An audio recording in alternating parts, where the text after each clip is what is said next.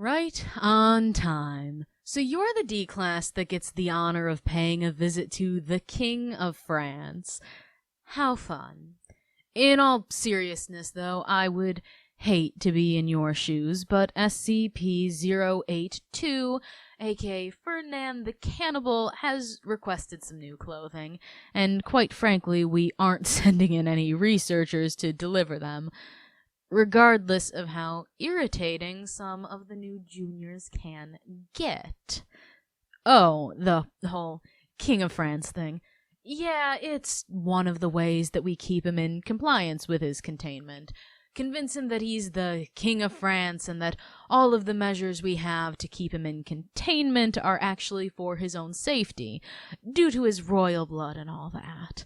And now, it's in your best interest that you also go along with this story, due to the fact that if you don't and you happen to survive running your little errand, the task force waiting outside are going to terminate you, because telling him otherwise has just risked his containment, and quite frankly, we just don't want to deal with that.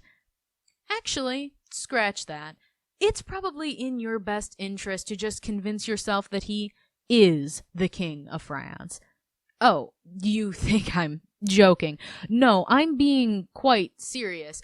You don't want your performance to be underwhelming and you have your head bitten off in the first second you get into that cell. I mean, the guy is on the unpredictable side regardless, but good manners do tend to up your chances of survival, so just play along. He's honestly quite polite if you ignore the fact that he's a 2.4 meter tall cannibal that can and will turn on you at any second, so be nice, laugh at his jokes, applaud his singing, etc. But I would recommend having an excuse in the back of your head as to why you can't stay long. Usually he does try and offer to have you stay for dinner or just general unneeded conversation that would keep you around a bit longer. I feel it goes without saying, but do make sure your excuse makes some level of sense. I mean, the last D-class we sent in, as funny as it was to watch him quite literally piss himself and stumble over his words trying to tell Ferdinand that he needed to organize 1,000 pennies by year before midnight, that lie didn't exactly cut the mustard, and he did not make it out of that cell alive, or in one piece, or at all. Also, while manners do up your chances of survival, here's a personal tip from me. Make sure he only likes you just enough. You want to get in, deliver his clothes, and get out without getting eaten. Sure, but if he decides that he does like your company, do you know what that's going to entail for you? It's going to mean that you are going to be paying him visits until the point where he does inevitably just bite your head off. Why do I care? Well, you see, it's one thing to send you D-class in on situations that help further our understanding of the anomalies we have. Hell, I can turn a blind eye to researchers even enacting a little bit of revenge on some of you. But personally, I view this as quite wasteful. There are other ways to ensure his containment that don't require us doting on him, so I would much rather that you survive so that you can be used again in a more meaningful experiment than keeping the giant man-eater happy with playing dress-up. I'm getting off track. What else could I tell you?